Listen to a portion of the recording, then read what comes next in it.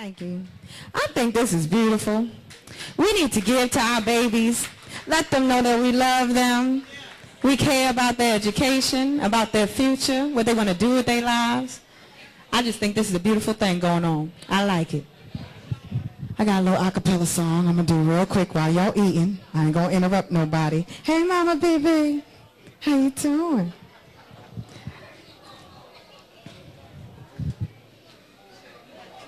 So where's your son? Where lies his refuge? And if he can't come to you, where can he run?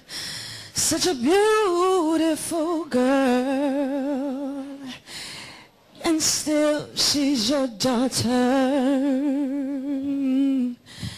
And if you just reminisce your days of young, see it's not where you've been or what you've done. See, I know a friend who specializes in great outcomes. Our love overcomes. So what about the children? To ignore is so easy.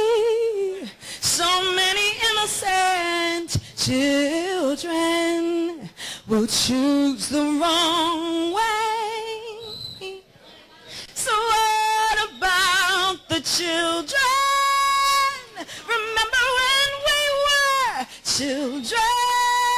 And if not for those who loved us and who cared enough to show us, where would we be today?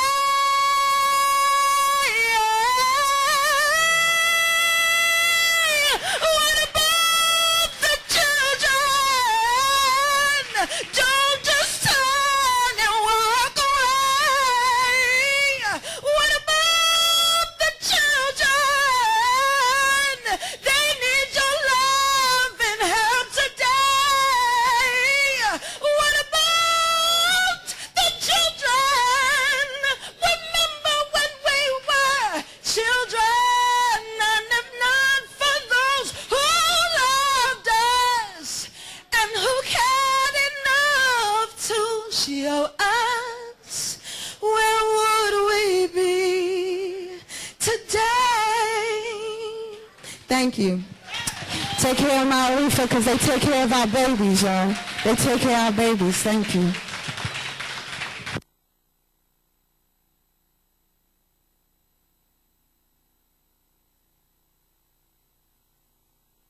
All right. Gonna get ready to start. We're gonna keep the program going, brothers and sisters. Like I said, we had that problem earlier with the double booking thing, but did it bother us in here today? No? Okay. We in unity. So what we're gonna do is we're gonna keep this program going strong. If I go, Sister, can you hear me?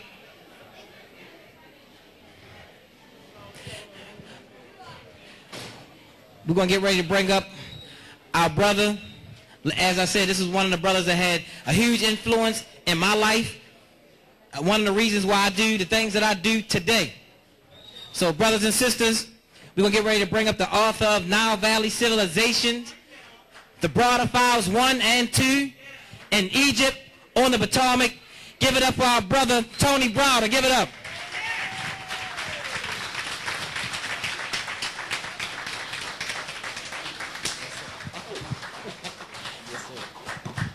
All right, good evening, Baltimore. How are you? You fine? Listen, before I get started, I must say how proud I am of you. I am proud of you because as I was sitting down at my table and I saw the money that you donated to the school, it made me proud to know that you were willing, you paid to come in here, but you dug into your pockets and gave additional money for the school. I'm proud of the children, watching the children do the libation, without any instruction, listening to them sing the Black National Anthem, all 3 lines of it, without faltering, and then watching them dance and perform. They have something in them that our children need in order to go into the world and be successful. So I thank them. I thank you all for supporting them. I truly do. And it's also important, I want you all to understand, it's the little things that count. It's the little things. Can you imagine how impactful it was for all these young children to see you all dig into your pockets and your purses to give money to an institution that is educating them? That image is ingrained in their minds, and they will never get that image out of them. That means that you love them. It means that you care for them. And that's what our children need, because all too often, the problems that we see in our community are problems because our children don't feel that they're loved. They don't feel that there's anybody at home to listen to them, to nurture them. And that is why they aggress against each other. That is why they aggress against you. Because they don't know what love looks like.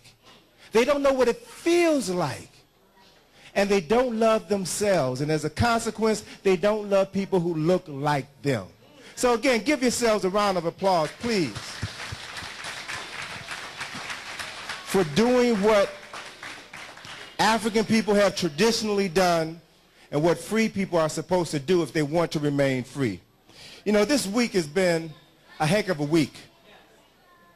And I want you to think a minute about the shootings this past Monday at Virginia Tech. And I want you to imagine all of the assistance that is offered, that it has been offered from all over the world to the school, to the families of those who were killed, to the families of those who were injured, to the families of those who survived. They will get help from now until the end of time, as long as they demonstrate a need for help. That is what community does. But I also want you to imagine Monday, this past Monday, was also Emancipation Day in Washington, D.C. It is now an official citywide celebration where they commemorate in 1862, they commemorated the emancipation of enslaved Africans in Washington, D.C. Now, what's significant about that is that approximately 3,100 enslaved African men, women, and children, people responsible for building the Capitol, people responsible for building the White House, people responsible for laying out the city of Washington, D.C., were given their freedom on April 16, 1862. And when those 3,100 African men, women, and children were given their freedom, they were just let go. They's free. And their European owners were compensated to the tune of $300 per man, woman, and child that was liberated. These Africans had worked all of their lives for someone else. They'd injured themselves working for their former owners, received no compensation whatsoever, and then they're free to go out into the world. They were given no emotional support, no psychological support, no financial support, and that's what happened to all of our ancestors when they were given their freedom. And as a consequence of this lack of display of love, affection, and appreciation, too many of our people believed that they weren't worth loving. They weren't worth being appreciated. And so they didn't appreciate themselves, they didn't appreciate their family members, their wives, their children, and their husbands. There's a sister who is a profound teacher and healer here in Baltimore, sister by the name of Dr. Patricia Newton. You all ever hear this sister? Sister Sekhmet, powerful sister, powerful sister. And you know, she's a psychiatrist, and I remember several years ago, she was sharing with me that, you know, a large percentage of her patients are former alcohol and drug abusers. And she said that, you know, when she first began doing her practice, she began noticing some patterns in her patients' history. And that is that many of them were alcoholics or former drug abusers. But one of the things that 75% of her patients shared in common was that they were all abused as children. The men and the women were all abused by family members, by neighbors. And then as she began to delve a little bit more into certain patterns that she saw surfacing in her patients, she saw that many of her patients had moved to Baltimore from the eastern shore of Maryland. See, because the average person lives within 50 miles of where they were born. And then she began to ask herself, what is it about the environment where these people lived that caused them to take drugs or do alcohol? She began doing some more research, and what she also discovered was that a large percentage, over 50% of the sisters that she was treating as a psychiatrist, as a healthcare professional, mental health care professionals, she said that a large percentage of these sisters had either been incarcerated or stood trial for either murdering or attempting to murder their fathers, their brothers, their husbands, or their uncles for raping them or their children. So she began to assemble all of this data, and she asked questions. Why is this happening? Because everything happens for a reason. There's no such thing as chance, coincidence, or accident in the universe ruled by law and divine order. Everything happens for a reason. So when she noticed certain patterns, that the majority of her patients came from the eastern shore of Maryland, she began researching the history of the eastern shore of Maryland. And what we must know, what we must understand, is that when the importation of Africans formally ended as a business for Europeans in America and Europeans on the continent of Europe, they outlawed the importation of Africans, but slavery remained in full effect. They just said you couldn't bring any more over here from Africa. So what did they do? They began breeding Africans here in the United States.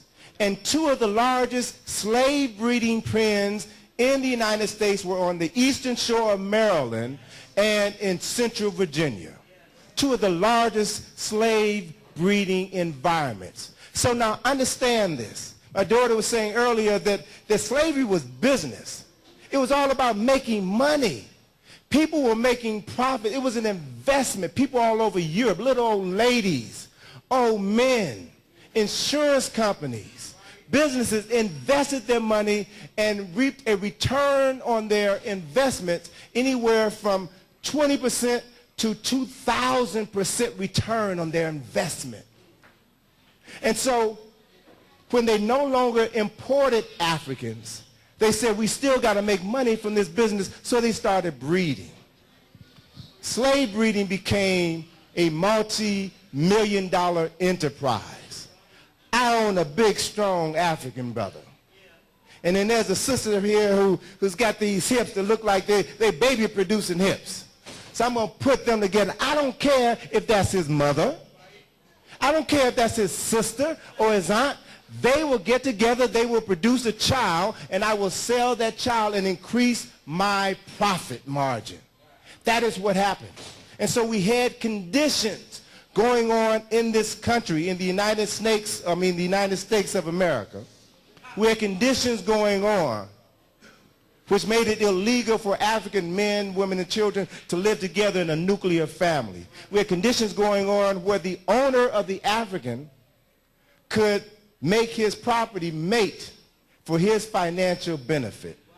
Now understand, remember I said there's no such thing as chance, coincidence, or accident. Everything happens for a reason. And an event does not end at its occurrence, but it continues to move through time and space and affects everything and everyone around it. So there were those Africans, strong, big African men, who were the breeders. So their owners didn't want to put them out in the field and run the risk of them hurting themselves and having to be put down, like racehorses when they hurt themselves and have to be put down. So these brothers were given special attention. They didn't have to work in the fields. They worked in the bed. And these brothers had a tendency to mock the brothers who were working in the field. You know, one of the ways that they mocked the brothers, and I want you to understand where stuff comes from. One of the ways that they mocked the brothers who were working in the field was to stand up and talk about them and laugh at them while they held their Johnson. Because that's where they did their work. So when we see brothers today holding their Johnson, it's the same thing. It comes from the same source, the same place. We don't know because we've never been given the psychological therapy that we needed to overcome these problems. We don't know how we're still being affected by these brutal acts which have infected our spirit, our mind, and our consciousness. We don't understand how when black folk rank on each other, tear each other down, we call that what? Playing the dozens. Playing the dozens. Where does that come from? It comes from the slave environment where when you became too old to be of financial benefit to the owner, then they would sell all the old, infirmed Africans in lots of 12, a dozen. So to play the dozen means, so when you talk about the dozen, you're talking about someone who is worthless. Frances Welsing, in her book, The ISIS Papers, and in her lectures, she has in the ISIS Papers, she has a chapter called The Original MF. All right? And that term, which we kind of, we put a spin on that term like no one else can put a spin on that term. But that term comes out of the process or the period of enslavement. When the white man who owned your mother, he was the original MF because he could have her anytime he wanted to, and there was nothing that she could do about it. There was nothing her husband could do about it. There was nothing her children could do about it. So these sicknesses, these experiences that we have been exposed to for hundreds and hundreds of years are still in our genetic memory. Still come up in our consciousness at times when we least expect it. And so we've got to understand who we are and how we've been affected by things that happen along our genetic family line. Sister Sekhmet is working on a book which I understand she's going to be publishing within the next couple of months. It's a book on post-traumatic slavery syndrome. And it is a book which needs to be read and studied by every person in this room because as a psychiatrist, she talks about the fact that we suffer, every African person on the planet today suffers from post-traumatic slavery syndrome.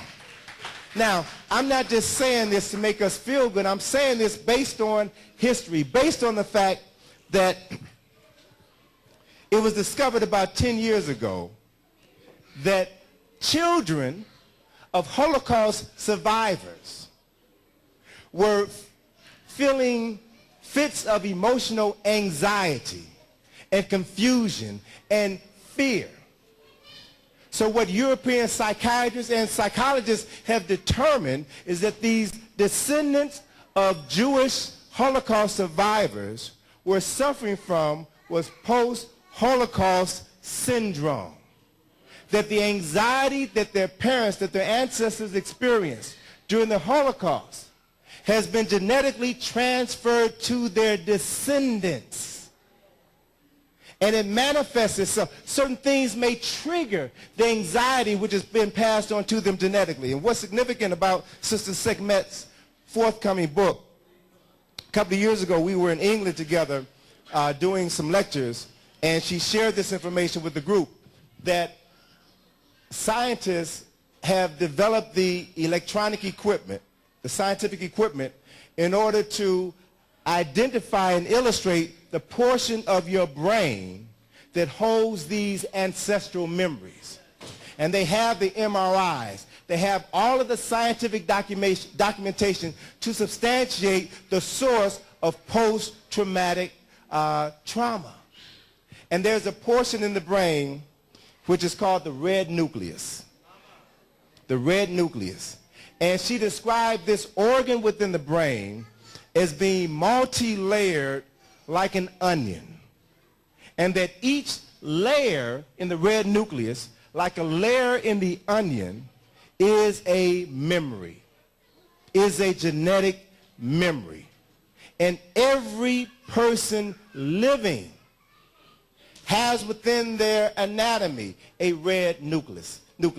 Every person living is walking around with the genetic memories which have been transferred to you by every person in your ancestral line. So what this means is that sometimes you may get thoughts that kind of just pop into your head. They may be tranquil thoughts, or they may be thoughts of anxiety. They may be thoughts of fear. They may be thoughts of confusion. But they are thoughts which you can't reconcile. You don't know where these thoughts are coming from. Those thoughts are thoughts that are part of your genetic memory that surface from time to time. And certain things, sometimes it may be an image that you see. It may be a song that you hear that triggers the release of these memories. So what that means is that as survivors of those who survived the Ma'afa, the African Holocaust, we have to begin to take better care of ourselves. And that care for ourselves extends beyond physical care of our bodies. We also have to begin to take care of ourselves psychologically and emotionally. There is nothing wrong. There is nothing wrong with a person going to see a psychologist or a psychiatrist to help you resolve some of these issues, emotional issues that we have, because we all have issues. I've been around black folk all of my life, and let me tell you, we all got issues. And we all can benefit from talking to a professional who can help us understand who we are and learn to differentiate these voices that we hear in our head. It doesn't mean that you're crazy. It simply means that you don't understand the source of these voices. And so there's going to be a lot of discussion as a result of what happened Monday. There's going to be a lot of discussions about mental illness, about what can be done to prevent future acts of violence in the future. That is a good thing, because our mental health is as important, if not more important, than our physical health. It is as important, if not more important, than our spiritual health, because we are mental beings, physical beings, and spiritual beings. And we have to deal with ourselves and treat ourselves as a whole being and not just fragment ourselves. So it's important that you all are here tonight to support an educational institution that is going to give our children the cultural and historical foundation that they need in order to go out into a racist society, a sexist society, and be clear about who they are as people of African ancestry, and love their African hair, love their African skin, love their African noses, and not buy into a degenerate image that has been imposed upon them by people who have never shown us any interest or any love. The best thing that you can do for your children is to put them in an educational environment where their history and culture is going to be reinforced. You can never get too much of this. You can never get too much of it. The best thing that you can do for your children is to have images in your home that look like you. The best thing that you can do for your children is to have a library. If you have more CDs in your home than you have books, there's going to be problems in your household. If you have more DVDs in your household than you have books, there's going to be problems in your household. Brother Paul Coates started and runs a corporation which publishes black classics. Black classics. See, this is important because for us, and I understand why many of us don't like to read. It's not because we can't read. It is because what has been encoded in our genetic memory from hundreds and hundreds of years ago is, if you read, I will put your eyes out. If I catch you writing, I will cut your hands off. It was illegal in this country for over 200 years for African people to read or write. So our disdain for these actions is not just because we're lazy or just because we're ignorant. It's because of psychological and emotional issues that we have not addressed nor have overcome to the extent to which we are capable of addressing and overcoming. So right now, today, at this point in time in your lives, you can begin to undo that by cultivating love affairs with knowledge. By making knowledge and reading a high priority. To the parents of young children here tonight, you will do your children a great service if you kill your television. Now, let me be real, because I know most folk are not going to do that, because, black folk watch more television than any other ethnic group in the United States of America. We watch more television than Hispanics, than Europeans, than Asians. Everyone knows academically that Asians are number one in school systems throughout the country. Asians, as a group, watch the least amount of television. African Americans are near the bottom of every school system throughout the country. African Americans watch the most television of any group in society. The group that comes in number 2, just above us, is Hispanics. And guess what? Hispanics are rivaling us for the bottom of the educational learning system. So we've got to begin to realize that television is not our friend. Television is not our friend. So if you're going to have trouble weaning your children off of television, because television is a drug. Television is electronic crack. It is a drug. It is addictive. And so you should begin to establish regulations and rules in your household. For every 1 hour of television you watch, you must spend 3 hours reading, writing, or cultivating your brain. Use that 3-to-1 ratio to turn around your child's thinking and behavior ability. You've got to do that. You've got to do that. Because the television station isn't going to do that. Same thing should apply to radio. For every 1 hour your children spends listening to the radio or listening to CDs, they should spend 3 hours reading or discussing what they've read or writing papers on what they've read. Because you have to encourage your children to understand what our ancestors understood the day after they were emancipated. That is, the key to our survival is education. The key.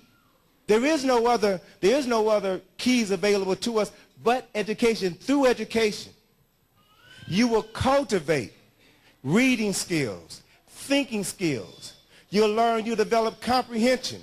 You begin to learn about the world. Because the beautiful thing about a book is that you can use your imagination, your brain, to travel back through time, anywhere in the present moment, or go anywhere into the future by using your mind. Books are your passport to education. They are your passport to a better quality of life. And so I want to encourage you all, sisters and brothers, to continue to exhibit the pride that you've shown here this evening by coming to support your children and this independent school, by applauding when they danced, when they entertained you, when they sang for you. Continue to support them by giving money to institutions and individuals and organizations that lift your children up and show them a positive way to live their lives. But you have the most important job, to see to it that your children spend their time constructively and that they understand clearly beyond a shadow of a doubt that to be smart, to be literate, to be articulate is not being white. Because we were the first human beings on the planet to write, to articulate, and to create institutions of higher learning. So to be smart, to be literate, to be articulate is to be African. To be less is to be other than who you are. So let us model for our children who they should be. Let us encourage them to become the best that they can be. And let us make them the leaders that are going to save this planet. They're going to save our communities. And as we do that, our ancestors will assist us, will protect us, and will continue to encourage us to make sure that that becomes our collective responsibility and our collective reality. Thank you all very much. Appreciate it.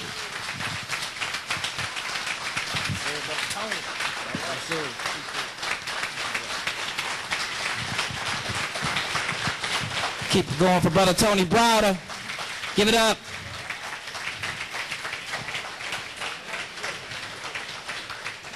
So y'all hear that? It's bigger than Save My Reefer. It's about saving the community. My Reefer is a small problem. We got a lot of problems in our community. You know, like I said, we getting ready to go out there with brothers blowing each other brains out. But each and every day, 2-3 people in Baltimore City. We getting ready to hit the streets and go out on a major campaign that we're going to be doing. So my Reefer is a small problem that we have in the community. But like he said, we have to save this planet as black people. So clap it up again for Brother Tony Browder.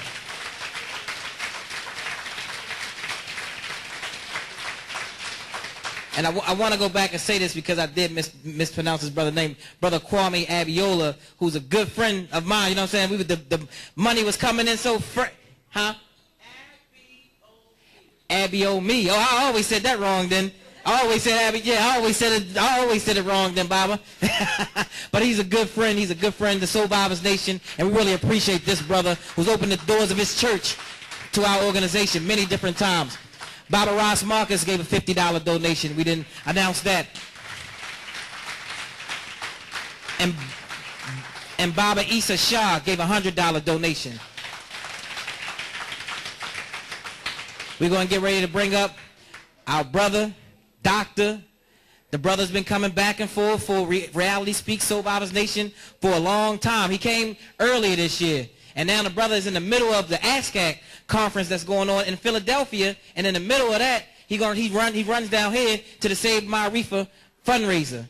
And the importance of an African Senate.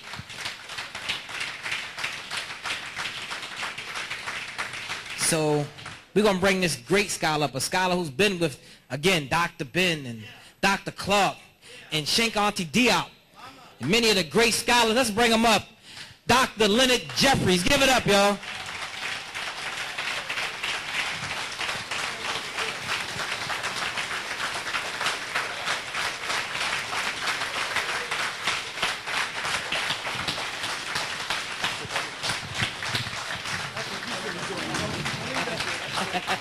Yes, sir. Yes, sir.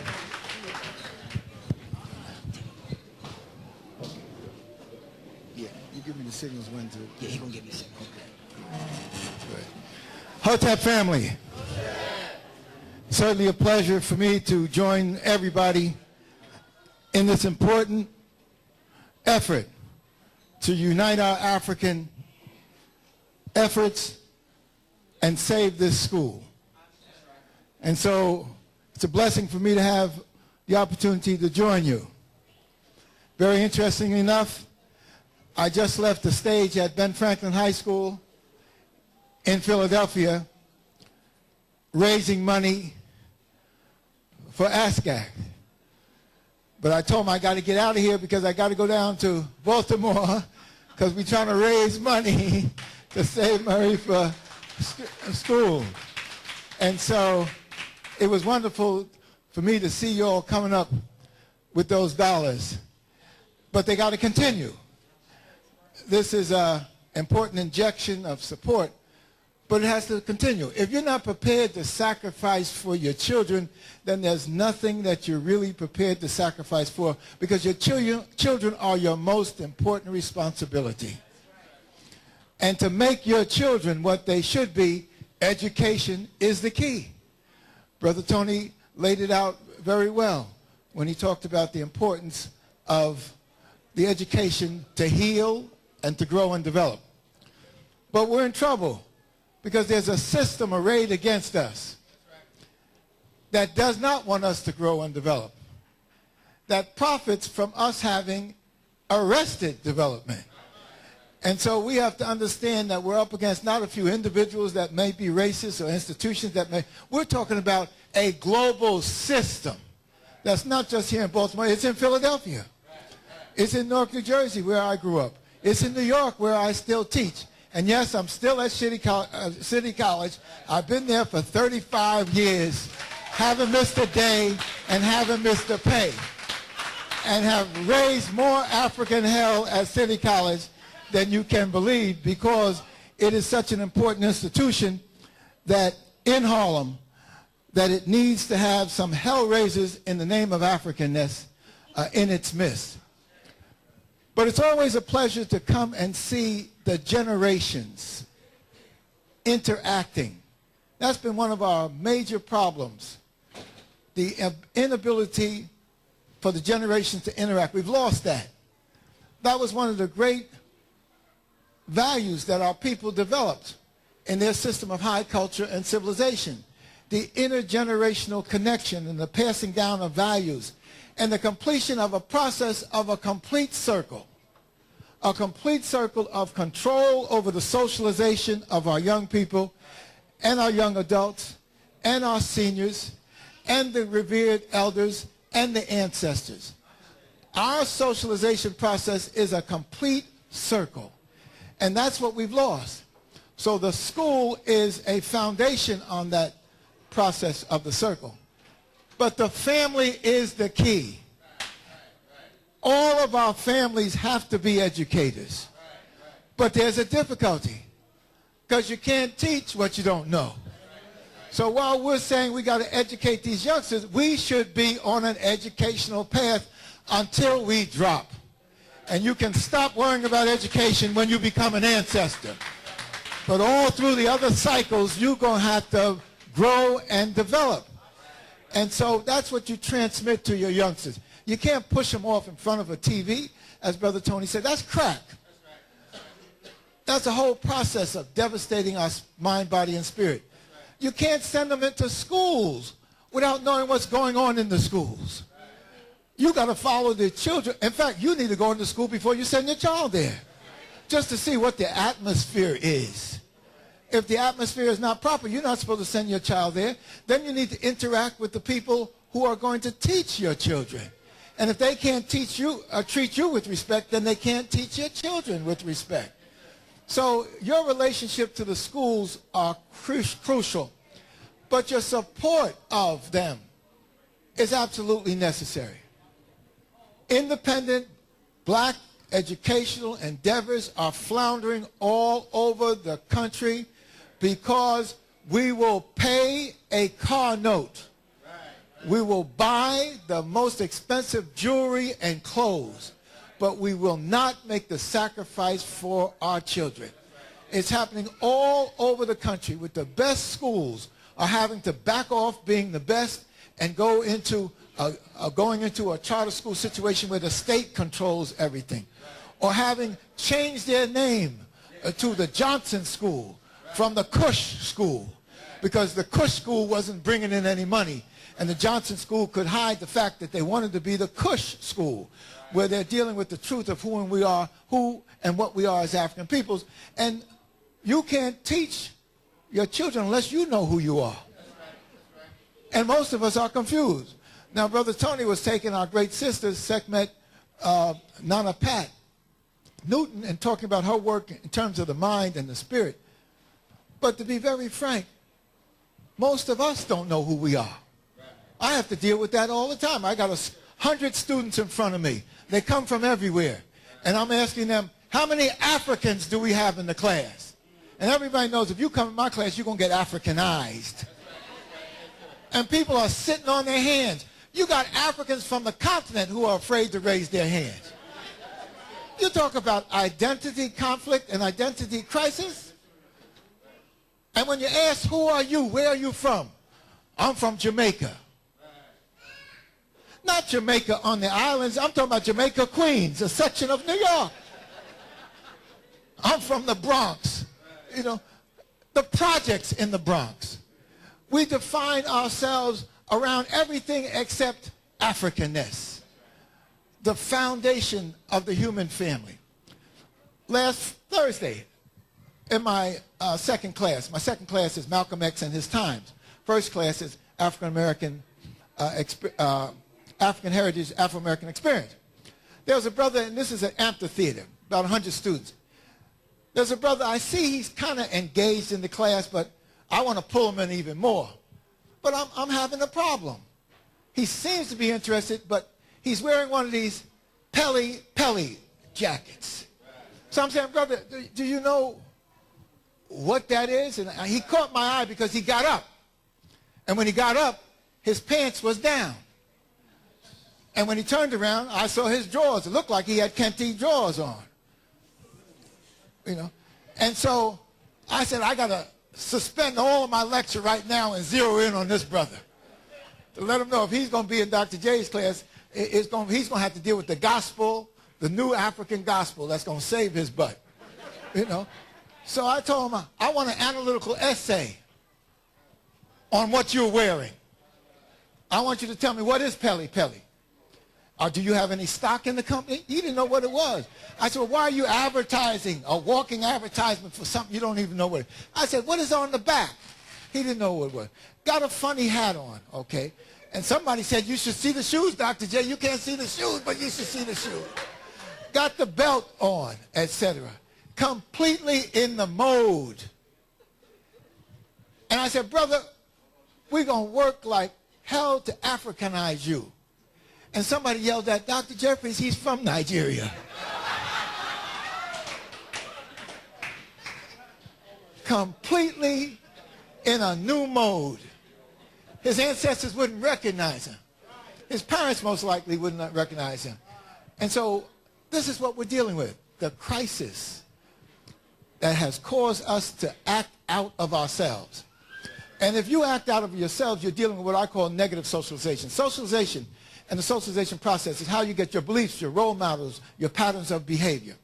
You can be socialized negatively or socialized positively.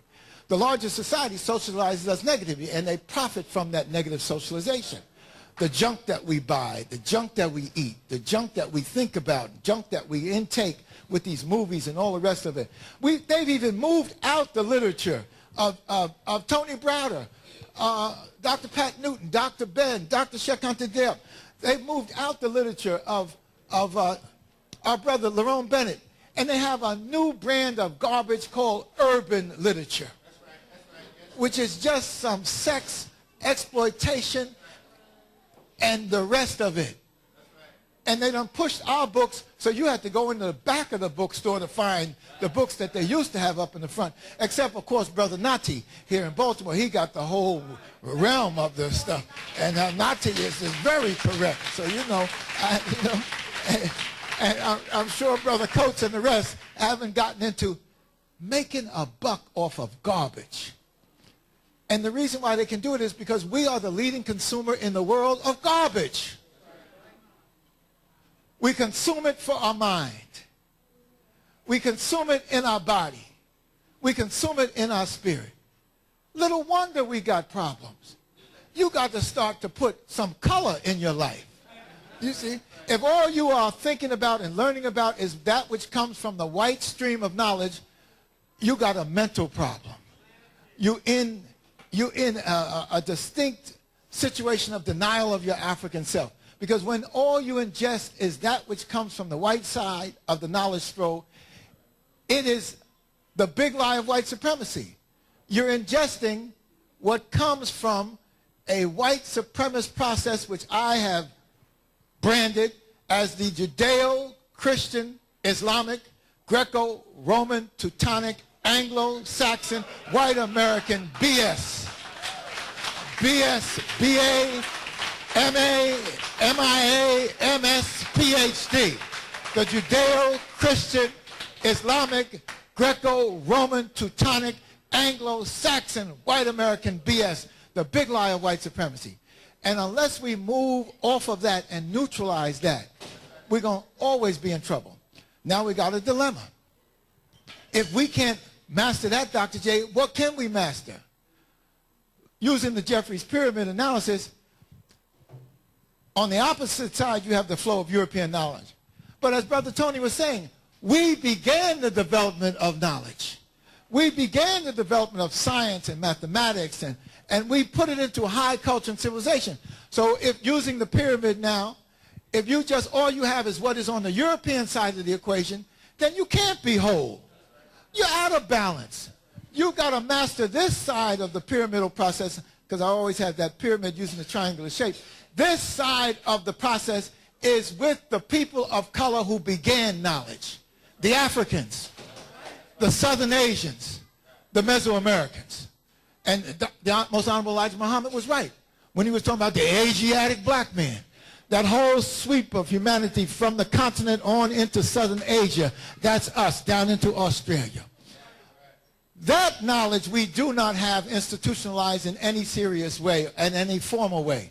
The formal education is a prostitution of knowledge because it has, as Dr. Wade Noble says, us being the vomit drinkers. The vomit that the Greeks vomited up trying to deal with the African knowledge and didn't quite know what it was. The vomit that the early European Christians ingested and didn't know what it was. The vomit that the first Jews who came into the Nile Valley and early Hebrews and took the knowledge and it vomited because they couldn't fit it. The reason why they couldn't fit it in their process of development is because those folks who have this knowledge flow have an inability to deal with the female part of the human family. Did you hear what I said?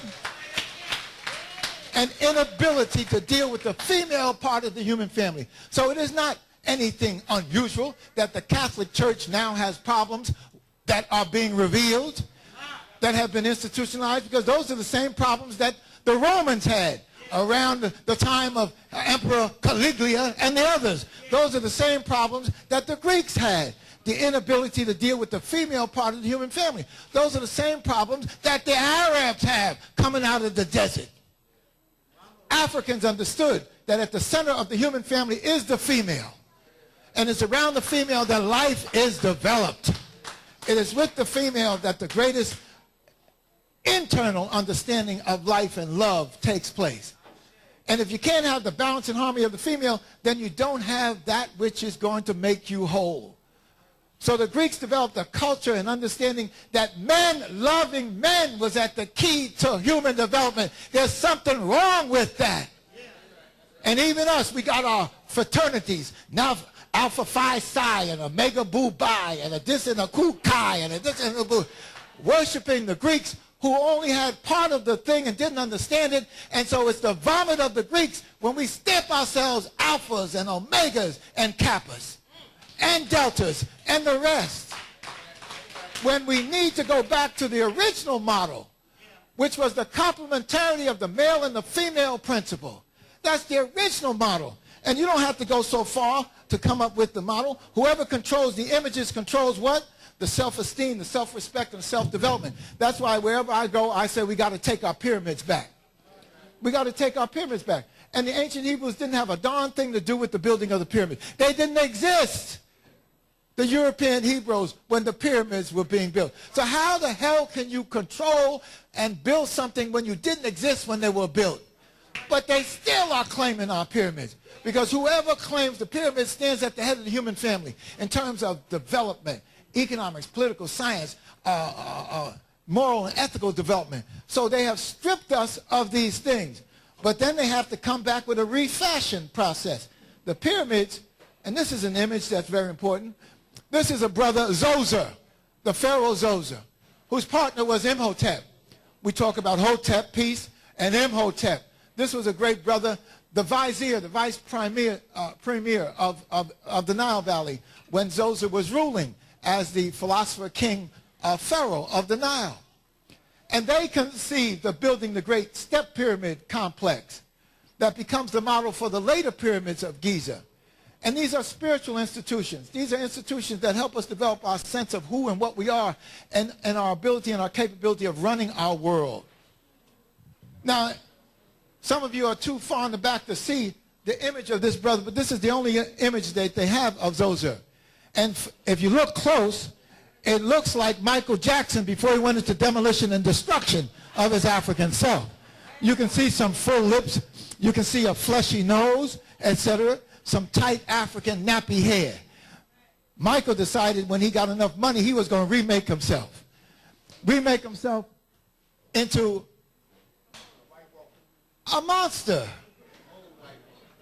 Nice lips that he had that could embrace somebody with a kiss have been squeezed into European slits. A nose that the Creator allowed him to take a deep breath of air that you had to have lived. He done destroyed the nose, that the nose is no longer functional. But then when he started messing with the hair, the ancestors said that's too much. And he was doing that Pepsi commercial and flapping that old greasy hair around. Zoop! He almost burned his butt up, you know. But Michael is an individual, a male individual, as important as we are. But the thing that really started to worry me was when Janet and Toyota followed Michael in the insanity of it all. And they began to go through the changes and whatnot. Because it is the women that set the pattern for the process of learning. And it starts in the womb as child is being developed. If the woman is doing stupid things when she's in child, that child's going to come out affected and possibly stupid and possibly retarded. You can't ingest alcohol, ingest all kinds of drugs, and expect that it's not going to affect the womb that's developing and the life that's developing in your womb. Africans understood that. So when the child was married and had a child coming, she became the center of the collective family. Everything was done to make sure that she was properly fed, that she didn't have to worry about anything. And then she had the security of the African value system, which said to her and other young African ladies, young girls that were going to marry, that their structure, their socialization process was so set up that whenever she had a child, and if she had 6 sisters, she knew that she had 6 mamas for her child. If she had 6 brothers, she knew she had 6 fathers for her child, the uncles of the child. She married a good-looking young man who had gold teeth and was driving a Maxima in the African way. She knew that if he had 6 sisters, there were 6 other mothers for the child. If he had 6 brothers, there were 6 other fathers. So in the African family connection, there are multiple mothers and there are multiple fathers. So you can't get a family definition that's a mother and 3 children waiting for a welfare check. That's not a family. That's a survival unit created out of this mess here in the United States. An African family has grandparents, has uncles. It has people that are not even blood that are considered a part of the family. So with that type of security and that type of interaction, we were able to make great strides in our development, but we've been fractured now. So we don't have that understanding. And we're going through all this process of trying to be what we should not be, looking ourselves in the mirror and not liking what we see. It is happening to the greatest of us. The most significant of us now is Oprah Winfrey, the wealthy of us. But she has, as Pat Newton would say in analyzing Oprah, a gnawing complex of inferiority for the abuse that she suffered, and she's been living out all of that. You see? And so even if the greatest of us can be affected like she is, and we have all the ability to heal, you know what's happening with those of us who don't have it. So we as a community and as a family of individuals have to come together to make these things change. We have to come together because we have a symbol that says we can do it. No matter how devastating the death, there is the process of rebirth and resurrection. And this speaks to us in volumes. Brother Tony has spent so much time decoding these symbols. But to me, it's so significant because this is the symbol of rebirth, regeneration. Whole schools of philosophical thought around the ancient African traditions are in this symbol. But of course, if you go an hour from here or 40 minutes from here down to Washington, D.C., you see the largest one in the history of the world, and it's for the worship of a white man and the big lie of white supremacy. Well, one of Tony's beautiful books, and everybody should have it. Tony, did you bring some extra? Is Egypt on the Potomac. He shouldn't walk out of here with any of the books.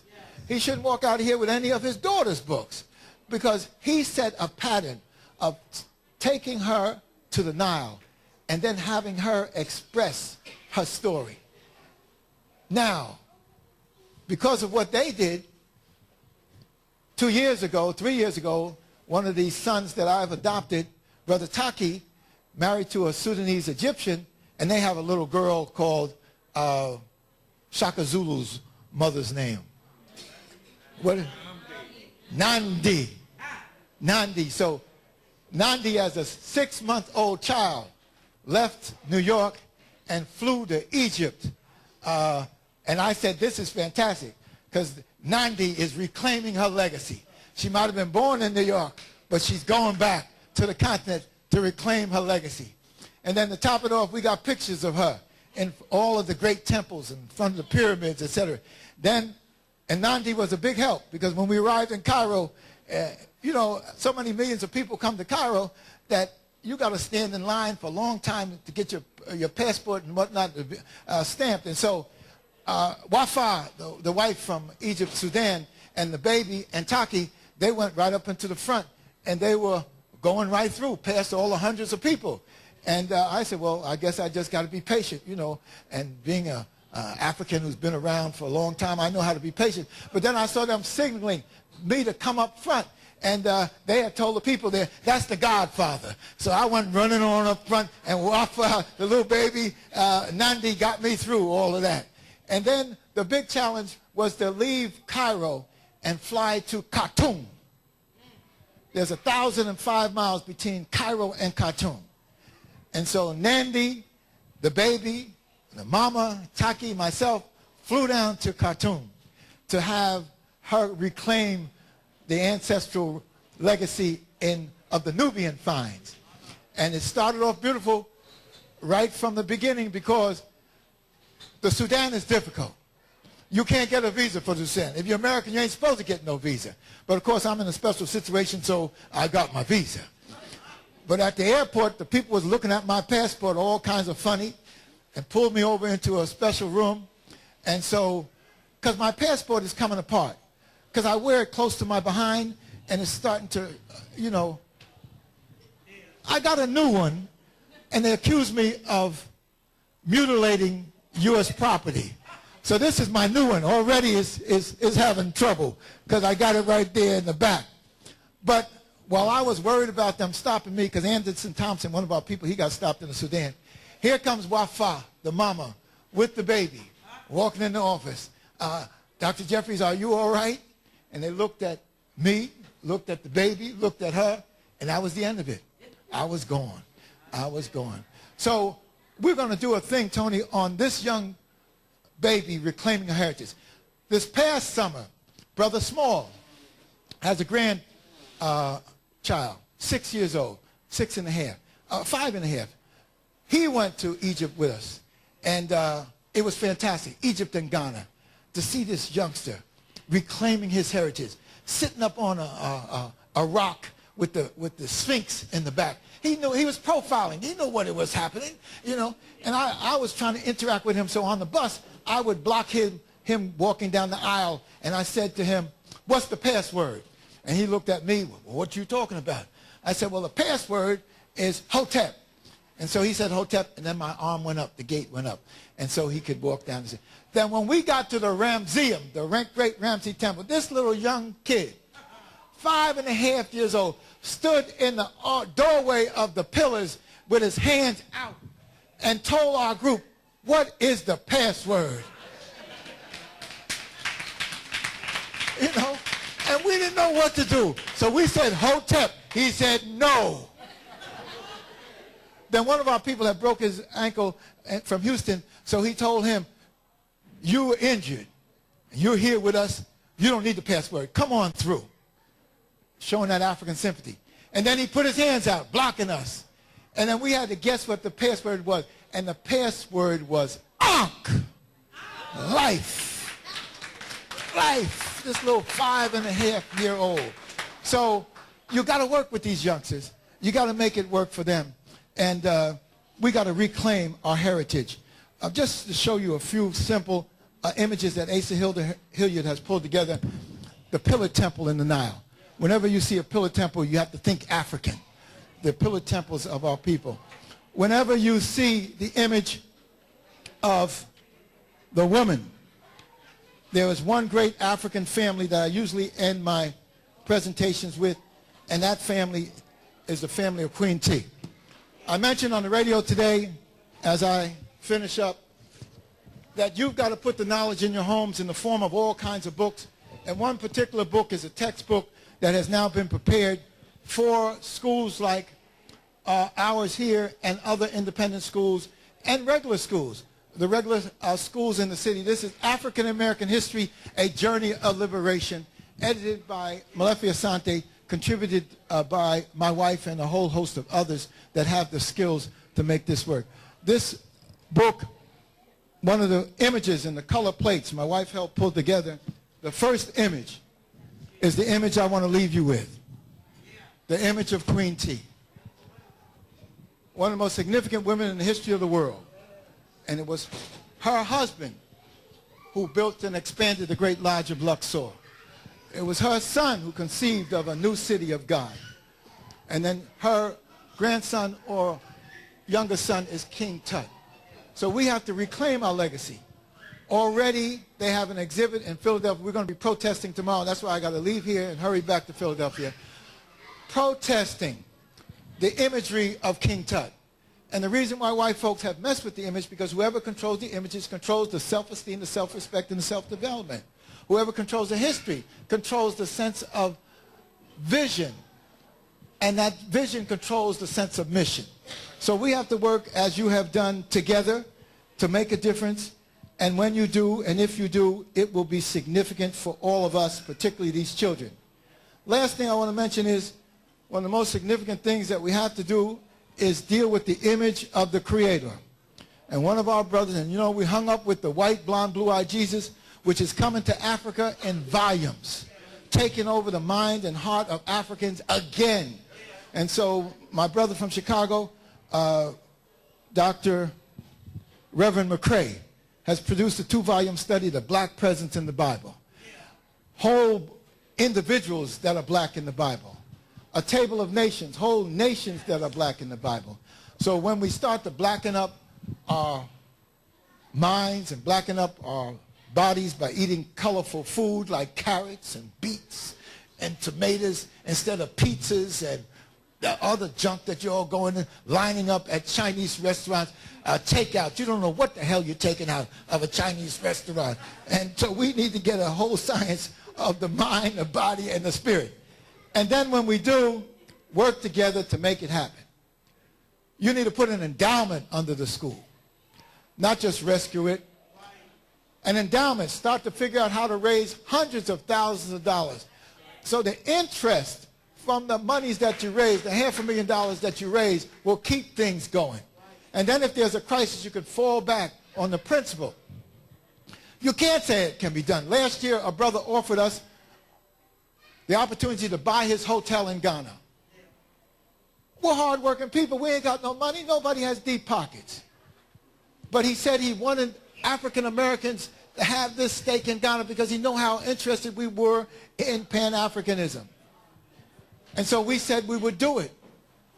It was listed for $1 million on the internet. As soon as we agreed at a dinner at his house to go for it, he said, I'm knocking off $200,000. And then he gave us an opportunity which we could not miss. He came up with a program. If we came up with $400,000 in 6 months, we'd have the hotel. And then we'd have 2 years, every 6 months, to finish off the payment. No 20-year mortgage, no 30-year mortgage, no 15-year mortgage. Within a couple of years, we've already paid $700,000. We have one more $100,000 to go. And we did it by going into refi of our homes, going into pension plans. We have set up a corporation to buy stock. Last Thursday, meaning a couple of days ago, I was at the African Poetry Theater, and the people came in and bought $30,000 of stock for the hotel, and that completes $100,000 they raised in a month. You can't say it cannot be done. You have to plan to make it happen, and you have to get together and do it.